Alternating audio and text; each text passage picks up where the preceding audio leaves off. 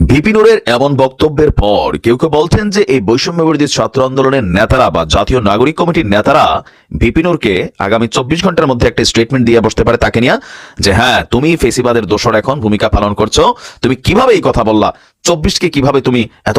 এই বৈষম্য বিরোধী ছাত্র আন্দোলনের যে নেতারা আছে তাদের যদি অন্তরটাকে আপনি রিড করতে পারেন সামহাউ, 71 বড় নাকি 24 বড়, আপনি সরাসরি তাদের কাছে অনুভূতিটা পাবেন 24 বড়। তবে কেউ কেউ আবার 71 বড় সেটাকে মূল্যায়ন করেন। এখন কেন এই প্রশ্নগুলো আসছে? ভিপি নুরের যে বক্তব্য আজকের দিনে সেটা সোজা মানে বৈষম্য বিরোধী ছাত্র আন্দোলন, জাতীয় নাগরিক কমিটি অথবা গতকালকে শহীদ মিনার থেকে যে দাবি দাওয়া হচ্ছে এটার সাথে সম্পূর্ণ সাংঘর্ষিক, আর যার কারণেই ছাত্ররা খেপবে এটা ধারণা করা যায়। তবে তারই বক্তব্যে বিএনপি সহ বাকি যে রাজনৈতিক দলগুলো আছেন তাদের জন্য কিছু স্টেবিলিটি আসবে, বিশেষ করে বিএনপির জন্য। 72-এর সংবিধান বাতিলের কোনো প্রয়োজন নেই, প্রয়োজন এটাকে সংশোধন করা যায়, মানে সংযোজন করা যায়, বিয়োজন করা যায় নির্দিষ্ট কোনো কি বলা হয় যে ধরেন যে অনুচ্ছেদগুলো আছে সেখানে। কারণ বাংলাদেশের সংবিধান 17 বার সংশোধন করা হয়েছে, এটাকে বাতিলের প্রয়োজন নেই, বরং সবার সঙ্গে আলোচনা করে সংশোধন করা যায়। আর 24-এর ইস্যু সম্পর্কে তিনি আবার বলছেন, কেউ কেউ যখন বলছেন এটা নতুন স্বাধীনতা, দ্বিতীয় স্বাধীনতা, তো তিনি বলছেন জাতি একবারই স্বাধীন হয়, 71-এর সঙ্গে কোনোভাবেই 24-এর তুলনা চলে না। স্বৈরাচার বিরোধী আন্দোলন এটাকে বলা যায়, আমিও এই শব্দটাতে মনে করি যেটা সঠিক শব্দ। অভ্যুত্থান বলতে পারেন, গণ অভ্যুত্থান বলতে পারেন, কিন্তু দ্বিতীয় স্বাধীনতা বা 1971-এর সেই মহান গৌরব ইতিহাসের সাথে 24-এর এই ইতিহাসকে তুলনা করার আসলে প্রয়োজন হয় না। দুইটা আলাদা, দুইটা স্পেসে কাজ করছে, 90ও হয়েছিল, তবে এটা ছোটখাটো ছিল। এখন এটা সম্মেলনে দেশের চলমান রাজনৈতিক পরিস্থিতি নিয়ে ভিপি নুর এবং তাদের যেই টিম আরেকটা ছিল বিভাজন হয়ে গিয়েছিল, তারা আবার এখন একত্রিত হয়েছে। তিনি বলছেন যে বৃহত্তর স্বার্থে আপনার সকল ব্যবধান ভুলে গণ অধিকার পরিষদকে এক করা হয়েছে। দু একজনের বাইরে থাকতে পারে, হয়তো তারেক মোটামুটি যে মোটা কাটা যেই ক্যারেক্টারটা। আচ্ছা, তো তিনি আপনার বলছেন যে গতকালকের এই আন্দোলন থেকে বিপিনের বক্তব্য, আমরা ইতিমধ্যেই সরকারের নানান দুর্বলতা লক্ষ্য করছি।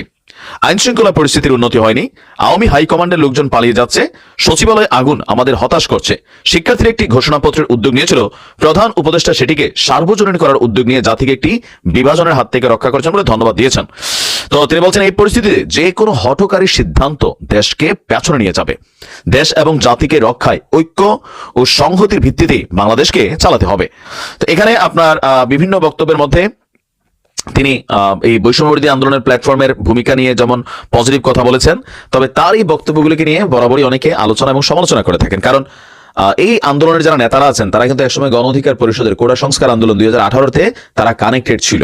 তো তারাই 2024-এ এসে সেই কোটা সংস্কার থেকে আজকের এই বৈষম্য বিরোধী জাতীয় নাগরিক, একসময় তিনি শেখ হাসিনার সামনে গিয়ে বলছিলেন সালাম টালাম করে ওনার চেহারার মধ্যে মারে দেখেন, প্লাস হচ্ছে তিনিও ছোটবেলায় ছাত্রলীগ করতেন। আবার আমাদের বৈষম্য বিরোধী আন্দোলনের অনেকেই তারাও সাবেক ছাত্রলীগ নেতা। তো ভিপি নুরের এই বক্তব্যটা, আজকে তিনি যে বক্তব্যটা দিয়েছেন, আলোচনা সমালোচনা থাকতেই পারে, বাট এই বক্তব্যটা কোথাও না কোথাও দেশকে অস্থিতিশীল পরিস্থিতির মুখ থেকে রক্ষায় তিনি মনে করছেন তার এই বক্তব্যটা সঠিক এবং কি যুগোপযোগী। আপনি কি মনে করেন?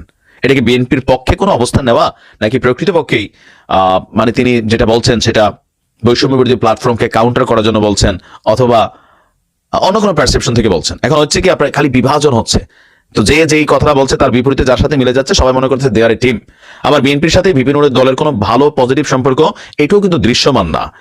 বিএনপির বেশ কিছু বক্তা থেকে বা তারও বিভিন্ন সময়ের বক্তব্য, এই যে বর্তমান সিচুয়েশনে বিএনপি নেতাকর্মীদের ইস্যু নিয়ে ভিপি নুর কিন্তু বরাবরই কথা বলেন। তো তিনি তার জায়গা থেকে হয়তো কথা বলেছেন, এখন দেখা যায় এটা নিয়ে বৈষম্য বিরোধীরা কি ধরনের আবার রিয়েকশন দিয়ে বসে।